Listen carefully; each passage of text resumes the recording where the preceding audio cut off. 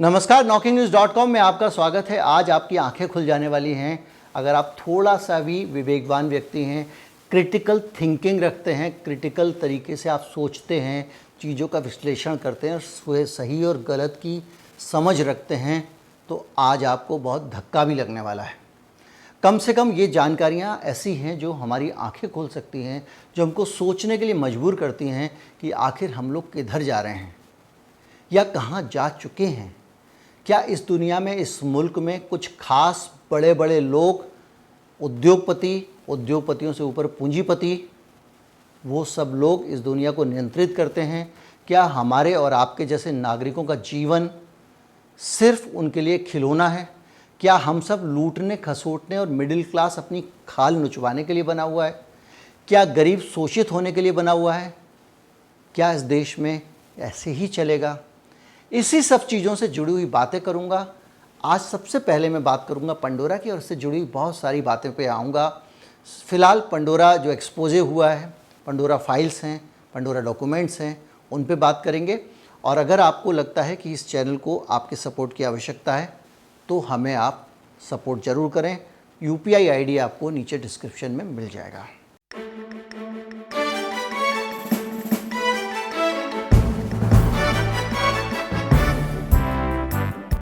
Pandora papers जो हैं, जब से आए हैं, बहुत सारे लोगों के चेहरे सामने आ गए। असली चेहरे एक पूरे क्लास, एक पूरे वर्ग के असली चेहरे सामने आए हैं, व्यक्तियों के नहीं आए हैं।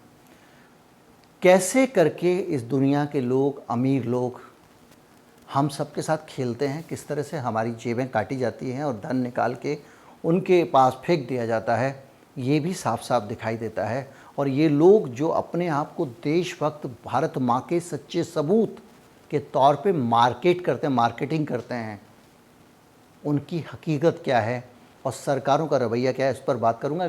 पहले थोड़ा सा आपको बता दूं पंडोरा एक्सपोजे क्या है, उसके बाद मैं अपनी जानकारियों पे आऊँगा। International consortium of investigative journalist ने 14 कंपनियों के 20 लाख दस्तावेजों का 1 साल तक अध्ययन करने के बाद कई सनसनीखेज खुलासे किए हैं।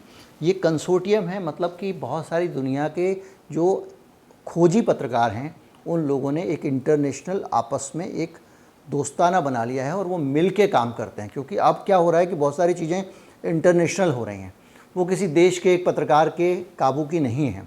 तो उसमें बड़े सारे अखबार मिल जाते हैं, जैसे UK में आपका द गार्जियन है, भारत में इंडियन एक्सप्रेस है।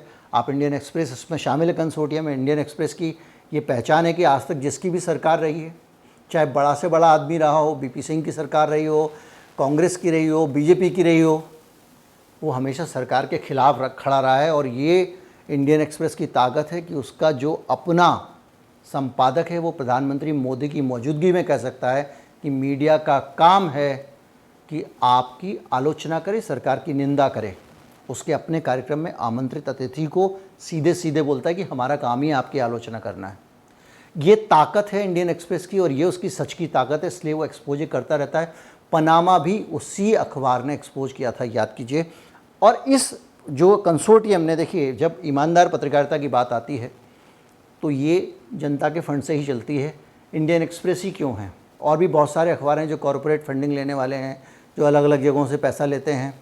लेकिन इंडियन एक्सप्रेस इसलिए इसको लेके आता है क्योंकि इंडियन एक्सप्रेस उन लोगों के ऊपर निर्भर नहीं है, अपने दम पे अखबार चलाता है। और इसी तरह से अपनी दम पे चलने वाले जितने भी लोग हैं, विकिपीडिया हो या द वायर हो और भी इंटरनेशनल संस्थाएं हैं, उन सबको सहयोग की ज़रूरत होती है। इसीलिए मैं आपसे कहता हूं कि आप सपोर्ट करना चाहते हैं तो भुगतान करिए। पैसे कमाने के लिए नहीं बोलते हैं, आप ही की वजह से, आप ही के लिए अगर हम पत्रकारिता करेंगे। देखिए, थोड़ा सा प्रोग्राम भले ही देर हो जाएगा।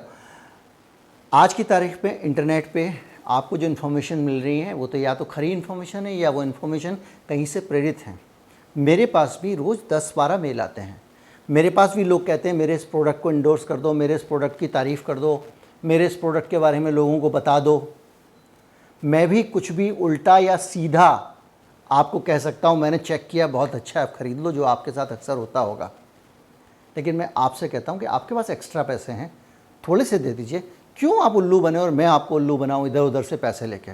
पैसे बहुत मिल सकते हैं मुझे, मेरे बहुत सारे सब्सक्राइबर हैं और मेरे पास बहुत सारा जो है वो व्यूज़ हैं जिसके बेसिस पे मोटा पैसा मिल सकता है, लेकिन बेहतर ये है कि मैं आप लोगों की मदद से चलाऊं।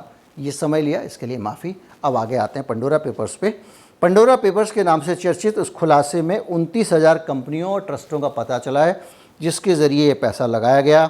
इसमें कई जाने माने देश के व्यापारियों, उद्योगपतियों, राजनेताओं और सेलिब्रिटीज़ ने अपनी कमाई छिपाई। टैक्स चोरी का ये मामला है, एक ऐसी चोरी जो कानूनन अलाउड है। दुनिया के ज़्यादातर देशों ने इस तरह की टैक्स चोरी को छूट दे रखी है, और इसलिए दे रखी है कि चोरी करने वाले वही लोग हैं जो राज्य में बैठे हुए हैं, सत्ता में बैठे हुए हैं, और वो लोग हैं जो उनके नज़दीक के लोग हैं, यानी वो क्लास। नज़दीक का मतलब ये नहीं है कि वो अडानी जी होंगे तभी नज़दीक के होंगे, वो अडानी जी की क्लास के उद्योगपति किसी भी पार्टी विचारधारा के हों, वो सब भी अपने ही है, याद रखिएगा। ये सब आपस में मिले हुए रहते हैं, बड़े लोग, ये एक दूसरे का ख्याल रखते हैं। जब मोदी जी को लुटियन दिल्ली का आइडिया नहीं था तो प्रणब मुखर्जी उनको सिखाते थे, ये आप जानते होंगे। ये सब एक दूसरे का बहुत ख्याल रखते हैं। जो बड़े बड़े एलीट लोग हैं ना, इन सब की आपस में बनती है, और ये सब मिल के हमको बनाते हैं। अब मैं आपको आगे लेके आता हूँ। अनिल अंबानी, नीरव मोदी की बहन किरण मजुमदार शॉ के पति, और भी बहुत सारे लोग जो हैं, हरीश साल्वे एडवोकेट, आपको याद है 1 रुपये में भारत का मुकदमा लड़े थे, बहुत तालियां बजाई थी हम सब ने, और ये घोषित कर दिया गया था कि ये बहुत बड़े देशभक्त हैं, देखो सरकार से पैसा नहीं लिया, देश से पैसा नहीं लिया। इन सब की अपनी मार्केटिंग है। अनिल अंबानी देखिए रफ़ाइल लेके आए हैं, रफ़ाइल का मेंटेनेंस कर रहे हैं, बहुत महान उद्योगपति हैं। अगर दिवालिया नहीं होते तो इनका भी कहीं वो गॉड लेवल की इमेज होती है। ये सारे के सारे, सचिन तेंदुलकर, उनको तो भारत रत्न दे दिया गया,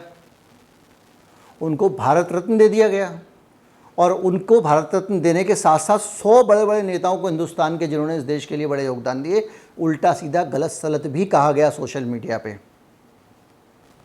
और सचिन तेंदुलकर देश के लिए क्रिकेट नहीं खेलते हैं, एक प्राइवेट कंपनी के लिए क्रिकेट खेलते हैं जिसका नाम है क्रिकेट कंट्रोल बोर्ड, और वो भारत सरकार की कंपनी नहीं है, भारत सरकार की टीम नहीं है, वो BCCI की टीम में खेलते हैं। उसके बावजूद वो भारत रत्न है। बगैर पैसे के एक काम नहीं करते हैं, उसके बावजूद वो भारत रत्न है। अब मैं आपको इस पूरे ज्ञान के साथ में ये बताऊं कि इन लोगों ने किया क्या है। सरल भाषा में समझता हूं कि ये खेल क्या हुआ था, किस तरह से ऑफशोर कंपनीज के ज़रिए भारत को टैक्स का चूना लगाया गया था। मैं आपको एक उदाहरण से समझाता हूं। इस सेलफोन की कीमत मान लीजिए 1 लाख रुपए है। इस सेलफोन को, 1 लाख रुपए के सेलफोन को अगर मैं 1.5 लाख रुपए में बेचता हूँ, मुझे लागत 1 लाख रुपए आती है, मैं इस पर मुनाफा 50,000 लगाता हूँ, तो ये 1.5 लाख रुपए का हो गया। यानी मैं 50,000 रुपये जब इस पर कमाऊँगा तो सरकार मुझसे 30% भी अगर टैक्स लेती है तो कितना लगेगा? 15,000 टैक्स लगेगा। अब मैं क्या करता हूँ, 15,000 टैक्स ना देना पड़े इसलिए मैं इस 1 लाख रुपए के फ़ोन को 1,01,000 रुपये में बेच देता हूँ। सुनते जाइएगा, अभी जल्दी नहीं। अब 1,01,000 रुपये में मैंने किसको बेचा? ये जो टैक्स हेवन देश हैं, बहुत सारे द्वीप हैं, छोटे छोटे देश हैं, उनको मैं 1 रुपया मुनाफा करके बेच दिया। वहाँ पे एक फर्जी कंपनी, वो कंपनी मेरी है, उस कंपनी को मैंने ये 1 रुपया मुनाफे पे बेच दिया। और वो कंपनी जिसको मुझे देना था, जिससे मैंने ऑर्डर लेना था, उसको कहा तू ऑर्डर उस कंपनी के नाम पे दे दे। उस कंपनी ने 1.5 लाख रुपए में वो उसको सप्लाई कर दिया। तो जो 50,000 रुपये का मुनाफा हुआ वो भारत में नहीं हुआ, उस द्वीप पे हुआ, वहाँ टैक्स नहीं लगता। तो पूरा 50,000 रुपये पे जो 15,000 रुपये एक फ़ोन पे टैक्स होना था, वो टैक्स पूरा का पूरा मैंने मार दिया। इस देश को नहीं मिला, इस देश की सरकार को नहीं मिला, वो टैक्स किसी को नहीं मिला। अब क्या हुआ, वो वहाँ पे जो 50,000 कमाया है वो कैसे इंडिया आएगा? वो पैसा, वो जो शेल कंपनी है, जो कंपनी कुछ बनाती नहीं है, वो खाली खोखली कंपनी है, यही काम करती है टोपी ट्रांसफ़र, वो उस पैसे को जो उसने कमाई की है 50,000 रुपये की, उस कमाई को, जितनी भी कमाई है, 10 करोड़, 100 करोड़, 1000 करोड़, लाखों करोड़, हज़ारों करोड़ से नीचे तो कुछ होता नहीं, वो कमाई को भारत में किसी कंपनी में इन्वेस्ट कर देती है, जो कंपनी मेरी ही कंपनी है, और उसको हम कहते हैं foreign direct investment, FDI। Bharat में एफडीआई किस देश से कितना आता है ये आप खुद पता लगा लीजिए, मैं उस पर कोई डिटेल आपको नहीं दूंगा।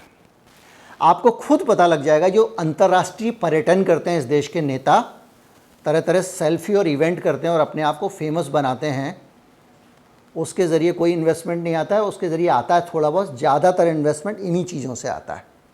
हमारा ही पैसा, हमारे ही देश का पैसा बाहर चला जाता है और वहाँ से रूट होकर इंडिया आ जाता है। बताइए इसमें 2 नंबर का कुछ है?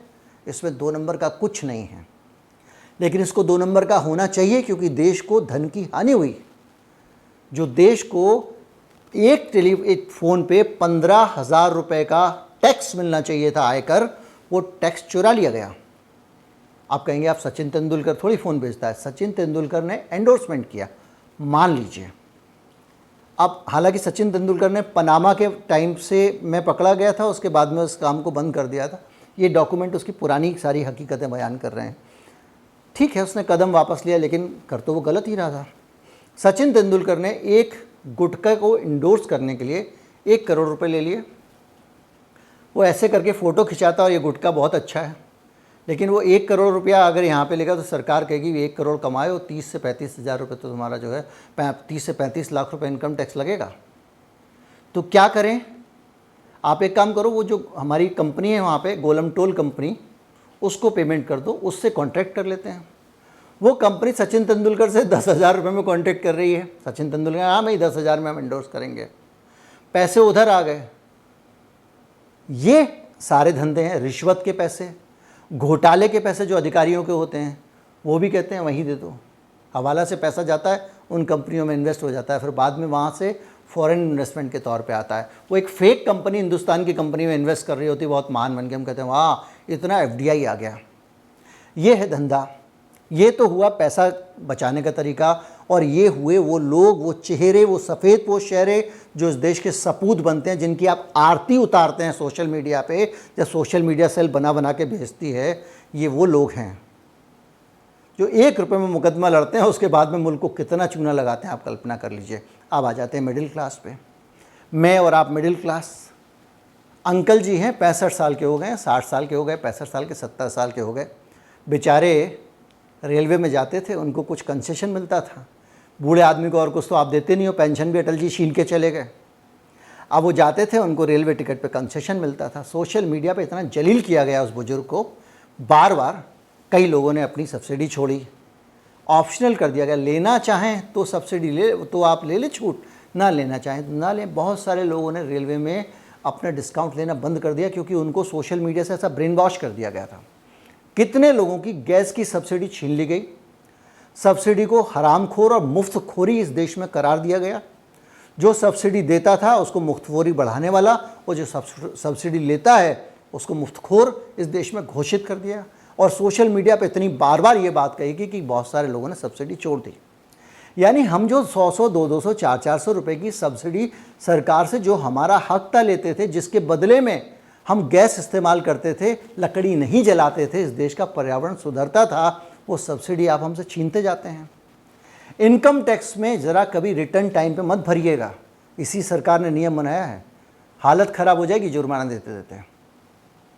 इसी देश में आप अगर सरकारी कर्मचारी हैं या आप अगर एक सैलरीड एम्प्लॉय हैं तो आपको पूरा टैक्स देना पड़ेगा। हमारे यहाँ पे एक स्टैंडर्ड डिडक्शन होता था। स्टैंडर्ड डिडक्शन ये होता था कि भाई व्यापारी है, वो अपना काम धंधा करता है, तो सारे काम धंधे पे जो उसने खर्चा किया, स्टेशनरी से लेके, कंप्यूटर से लेके, बिजली जलाने से लेके, वो सारा खर्चा खर्चे में जोड़ता था। उसके बाद जो बचता था उसको वो मुनाफा मानता था और वो कमाई माना जाता था। अब जो कर्मचारी है वो बेचारा अपनी गाड़ी चला के जा रहा है, अपनी स्टेशनरी खर्च कर रहा है, अपना फ़ोन खर्च कर रहा है, अपने बहुत सारे एक्सपेंसेस लगा के नौकरी कर रहा है। कई दफ्तरों में पेन नहीं दिया जाता है, वो ख़रीदता है। और उसके बावजूद उसके ये खर्चे, उसके जो लंच भी करता है वहाँ जाता है तो उसके ये खर्चे उसकी आय से डिडक्ट नहीं किए जाते। तो सरकार ने क्या हुआ था कि स्टैंडर्ड डिडक्शन कर दो भाई, कि भाई इनके इतने रुपए जो है वो स्टैंडर्ड डिडक्शन हो जाएगा। 50,000 रुपये मान के चलते हैं कि ये इस चीज़ पे खर्च करेंगे, तो बाकी को इनकम मान लेते हैं। वो भी चिदम्बरम ने वापस ले लिया। और इतना बड़ा गैरकानूनी वापसी होती, कहीं कोई हलचल नहीं होती, सब भूल के जाते हैं। कौन बोले जब सरकारी लूटने पे आ जाए। तो आम आदमी जो है उसका ये हाल है। अब आपसे मैं पूछता हूँ कुछ सवाल। इतने सारे पनामा एक्सपोज आते हैं, पेंडोरा एक्सपोज आते हैं, ये पेपर वो पेपर आते हैं। आपको और हमको सोशल मीडिया पर रोज़ समझाया जाता है कि एनजीओ बहुत बड़े चोर होते हैं, विदेशी पैसा लेके आते हैं। इनमें से किसी भी घोटाले में कोई एनजीओ निकला जो गांव में आदिवासी को जाके आयरन की गोली खिला रहा है, 10,000 15,000 रुपये की तनख्वाह में उसकी नौकरी छीन ली, ये कह के कि एनजीओ जो है वो बहुत मोटा पैसा कमाते हैं। जो आपके यहाँ पे आके छोटे छोटे चाइल्ड लाइन चलाता है, फ़ोन करो बच्चा खो गया है, उसकी मदद करता है। सैकड़ों हज़ारों प्रोजेक्ट चल रहे हैं दिल्ली में, प्रयास चल रहा है आमोदकंड का, बच्चों को पढ़ाते हैं, उनके पेरेंट्स को नौकरी देते हैं। वो सारी चीज़ें आपने एक झटके में बंद कर दी ये बोल के कि भाई एनजीओ तो चोर होते हैं। एमनेस्टी इंटरनेशनल भारत से चला गया, मानवाधिकार की बात करता था। हमारे ही देश में पेटा जैसा जो पशुओं के कल्याण के लिए, जानवरों के कल्याण के लिए काम करने वाला एनजीओ था, उसके ऊपर प्रतिबंध लगा दिया गया था। ये हालत है, ये दशा है। चलिए एनजीओ छोड़ दीजिए, कितने नक्सल उसमें निकले हैं जिनके इस तरह के खाते थे, कुछ तो काला धन कहीं दिखेगा। वो लोग तो अरबों खरबों रुपए विदेशों से आते हैं उनके पास में, इस देश को बर्बाद करने के लिए। सोशल मीडिया पे यही लिखा जाता है ना। तो कितने मिल गए पनामा पेपर में, कितने मिल गए आपके पंडोरा में, कितने वामपंथी मिल गए। वामपंथियों को बड़ा कहा जाता है वामपंथी है, ये तो विदेशी है, चीन का एजेंट है, चीन के फंड से चलता है। भाई 2-4 सीताराम येचुरी वेचुरी, कुछ एकाध आदमी कोई नेता तो होता जिसका ये खजाना निकलता। क्यों नहीं निकल रहा है? सारे देशभक्ति इसमें क्यों निकल रहे हैं? देशद्रोही क्यों नहीं सामने आ रहे हैं? तथाकथित देशद्रोही, जिनको आप देशद्रोही कहते हैं, ये बड़ा सवाल है। अब आप बताइए कि इसमें वो लोग कितने निकल रहे हैं जो सरकार के बड़े सगे हैं, वो पूंजीपति जिनके साथ में फक्र महसूस करती है सरकार फ़ोटो खिंचाते हुए, वो लोग जिनके पास के हिसाब से, जिनके लिए नीतियां बनाई जाती हैं इस देश में, जिनके लिए नीतियां बनाई जाती हैं, इंडस्ट्री बढ़ेगी, रोज़गार बढ़ेगा। लाला जी की वेल्थ 10 गुनी हो गई, तो भैया रोज़गार 10 गुना क्यों नहीं हुआ ये तो बता दो। इसका जवाब कोई नहीं देता है। आपने अपना नालायक हैं, आप समझते ही नहीं हैं। आपको क्या पता है इकोनॉमी का, आप चुप हो जाइए। जितनी ज़मीनें हैं सस्ते दाम में उद्योगपतियों को दी जाती हैं, बंगाल में पंगा होता तो टाटा जी नैनो का प्लांट आ जाओ, लगा लो हमारे यहाँ पे गुजरात में, खुली छूट है। जितने SEZ बन रहे हैं, बाबा जी हैं एक हमारे देश में, धंधा करते हैं, बिजनेसमैन हो गए हैं, जनता से चंदा लिया, कुछ और काम करूँगा, उससे बिजनेस शुरू कर दिया, और वो बिज़नेस करके अब वो बिज़नेस कर रहे हैं तो बिजनेसमैन की तरह हैं। तो बिजनेसमैन तो बहुत सम्मानीय है। उनको इस देश का कौन सी स्टेट है जिसमें ज़मीनें नहीं दी गई रियायती दाम पे, सस्ते दाम पे? आपको ज़मीन किस दाम पे मिलती है? आपकी ज़मीन, किसान की ज़मीन कपड़े से भी कम रेट पे एक्वायर कर लेते हैं। उस ज़मीन को लेते हैं, झूठा इमरजेंसी क्लॉज दिखा देते हैं, उस ज़मीन को बिल्डर को देते हैं, बिल्डर उसमें बहुत सारे बनाता है, और वही किसान अपनी ज़मीन को कई गुना ज़्यादा रेट पे वो 25 माले की बिल्डिंग में से एक ही फ्लोर खरीद रहा होता है। ये हमारे लिए है और वो ज़मीन उनके लिए है। अरे इसी देश में आप याद कीजिए, विकास प्राधिकरण के फ्लैट निकला करते थे। मुझे याद है ग्वालियर विकास प्राधिकरण ने 30 रुपये महीने में लोगों को मकान दिए थे, प्लॉट दिए थे, और 60 रुपये महीने में प्लॉट दिए थे। ये वेलफेयर स्टेट भारत था, सबको सस्ते मकान मिलते थे, और जब प्राधिकरण के मकान मिलते थे तो क्यू लग जाती थी लंबी लंबी, ड्रॉ में मकान लेना मुश्किल हो जाता था। अब आम आदमी के लिए कुछ बचा ही नहीं व्यवस्था में। जो आपने इलाज सीख लिया, सब सीख लिया, अब जो भी है, अब आप ये बताइए कि देशभक्त असली कौन है? ये बड़ा सवाल है। कौन देशभक्त है? वो लोग देशभक्त हैं जिनकी मार्केटिंग देशभक्त के तौर पे की जाती है, जिनको भारत का सपूत कहा जाता है, या वो लोग देशभक्त हैं जिनको बार बार गद्दार घोषित किया जाता है?